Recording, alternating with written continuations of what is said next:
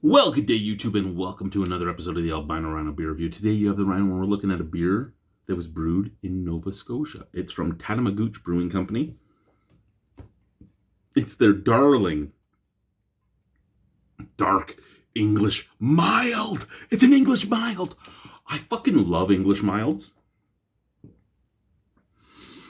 And though most are dark, some are not, and dark milds are my favorite of the milds. 3.6% alcohol by volume. This is a beer that you don't see a lot of breweries make. And one of the reasons they don't make it, and I've talked about this with a lot of breweries, is one, the cost efficiency of some beer styles, right? You do use a lot of specialty malts and such in a dark mild. You do. And sometimes that can raise the price on them. Also, the lower the ABV, the harder it is to hide off flavors. So if you're not a superb brewer, or you're not a brewer that knows because you could be a subpar brewer, but if you know your equipment really well, you can still make a really good 3% alcohol beer. And nobody would know. Nobody would be the wiser. So it's a beer style that a lot of people shy away from. And here in North America, everything's bigger. So you want those high ABV beers, right? And it really doesn't matter the ABV of a beer here in Canada. You will normally see close to the same price, regardless of whether it's a 2% alcohol Radler or a 9% alcohol triple IPA. Might be a little variation in price. I mean, a triple IPA is probably going to be $1 or $2 more, but your cost per can is going to be fairly similar. Where in a lot of the European countries, the lower the ABV, the much lower the price. So if you went to a bar and you were buying the low end, like lower ABV stuff, you were paying a lot less than when you were getting the 5, 6, 7% alcohol beers. Just like the shillings, right? The lower the shillings, the lower the ABV, and the lower the cost in the shillings ratios. Same with bitters. You know, there was like your mild, your bitter, your ordinary bitter, your extra special bitter, your special bitter, and everyone was a little bit more money, and everyone was a little bit more ABV. I'm really excited for this, and I know I'm excited and scared at the same time. I think that's why I'm still talking about it, because if it sucks, I'm going to be so sad. I'm going to be so sad. I am. But if it's good, I'm going to be so excited. All right.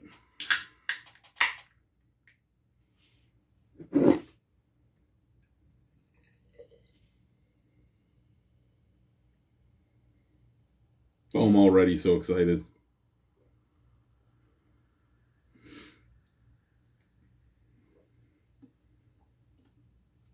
You know, as soon as I knew it was from Tatamagouche, I shouldn't have been scared. I shouldn't have been. I should have been just excited. But I've gotten my hopes up before from breweries that should be able to do it, and they suck at it. So here's the thing, okay? First, when you told me an English dark mild, I was expecting a much darker beer. I really was. I mean, yeah, you're probably going to use some biscuit malt. You're probably going to use some Maris Otter. I don't know what's in this. I'm just talking, right? And then you're going to use something to make it nice and dark. Normally. I mean, I don't know what they used in this. Does anything tell me? What do they say here? Take the chill off with this lovely little darling. This dark mild is smooth and serene, with the delicate aromas of toast and nuts that surprise the palate with sweet hints of raspberry jam infused into a perfectly roasted strudel. The lingering sweetness on... See, don't tell me that stuff. Tell me what you've used. Don't give me tasting notes. And I know. They give tasting notes because it helps sell the beer, but I hate tasting notes in my descriptions. I hate it. You know, it's been years since I've done it, that I started this thing, and I still can't really get tasting notes properly because it's what I'm tasting, not what you're tasting. I think it's one of the reasons I like having more people involved, is because you hear more than one opinion at a time. And hazy crazy, cannot see through it. I don't know what I would call that. An amber diarrhea? Like, what? Let's get this out of the way for a second. Actually, no. Yeah, I've had diarrhea that color, but that's not what it is. It's like I guess it's a deep amber.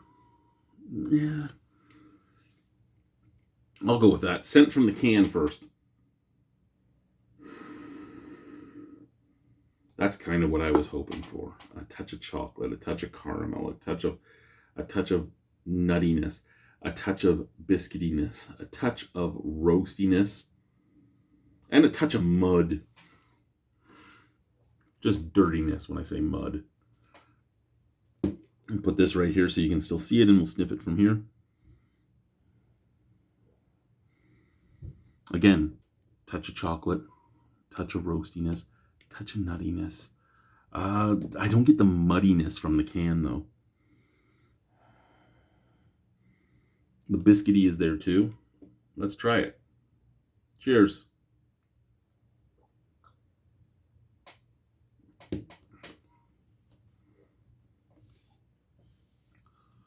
Oh. Okay. So here's the hard part about a dark British mild. What you're looking for is a lighter bodied, easy drinking, darker, low ABV, but flavorful beer. And the reason it gets difficult is because the lower your ABV, the lighter the body, the lighter the flavor, the lighter everything, right? So a lot of people find milds to be hard to get behind because you get so little flavor from some of them. This has a lot of flavor, albeit it is muted. It is under control. It is nice. It's sensual, if you will. It's like the caress of a fine woman. Oh, excuse me.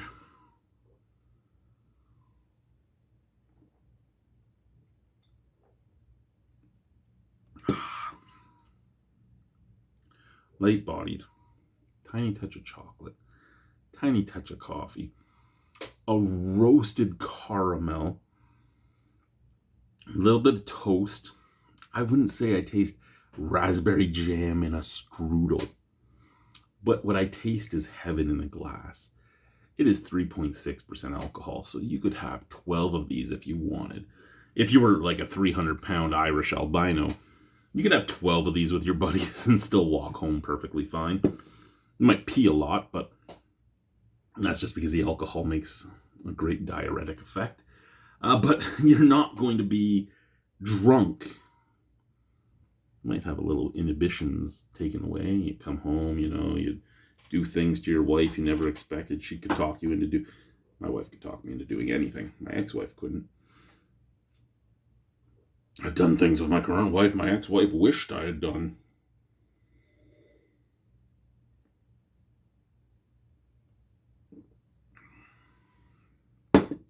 I love the bready biscuitiness on the finish.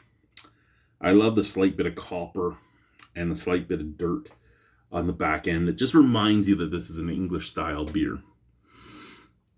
I love the caramel notes. I love the chocolate. I love the coffee. I love the bread. Excuse me. Ooh, it tastes even good on the burp.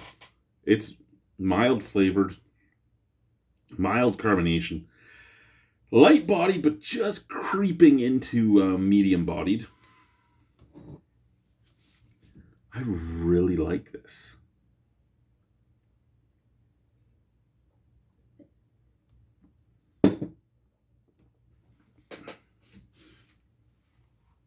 What did this guy cost me?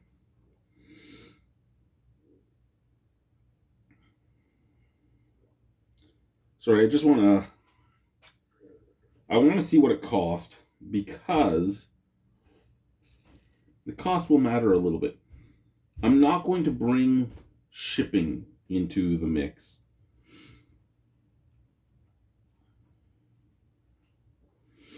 Because, I mean, if I lived near Tatamagouche, I wouldn't be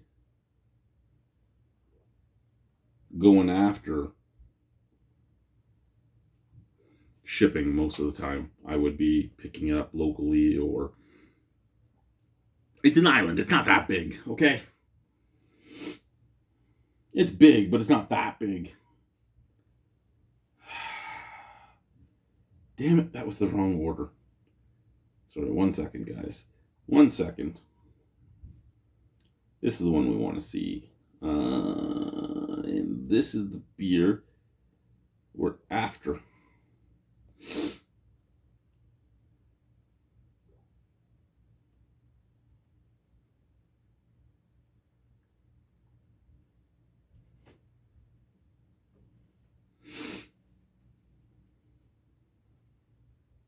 Okay, now, where is it? Where is it? Right there. I can't look at it like this? Fucking. I'm sorry, guys. I'm very sorry. I wish that this was... Oh, wait, this is my... I was going to say, I wish this was my Android phone, and then I could just pause you. And then I looked up and realized, oh shit, we are on the Android phone. Not that shitty iPhone that my wife made me get. Okay, where are we? Where are we? Where are we? Darling English Mild. Okay, so it was $4.75 a can. So $4.75 a can would be about average for a can here in Saskatchewan. And from what I understand, it's pretty average for a King can in Nova Scotia. So if we're looking at average price, yeah, I do still really like it. But now, like we talked about, the problem with them is the same as the problem with Radlers. They're priced at the same price as an average beer, and I get it. It's because of excise taxes. It's because of taxation on liquor. It's because of all that they cost the same, even though they're a much lower ABV. And I wish that the lower ABV beers would be given some tax breaks and stuff, so they could be given a lower price. Because I just enjoy the beer. I don't enjoy getting drunk. I enjoy drinking the beer. So I wish the lower ABV stuff was more readily available, and I wish it was a better price point instead of just basically being the same price as the higher ABV stuff, because most people will go for the high because they want to get drunk faster, so let's buy the higher ABV stuff, because why not? You get drunk faster.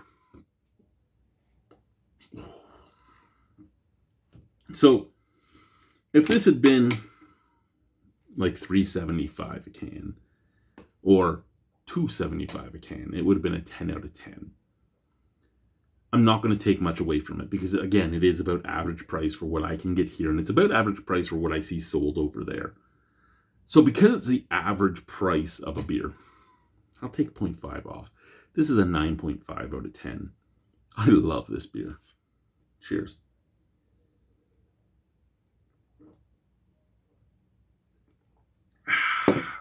Bye-bye.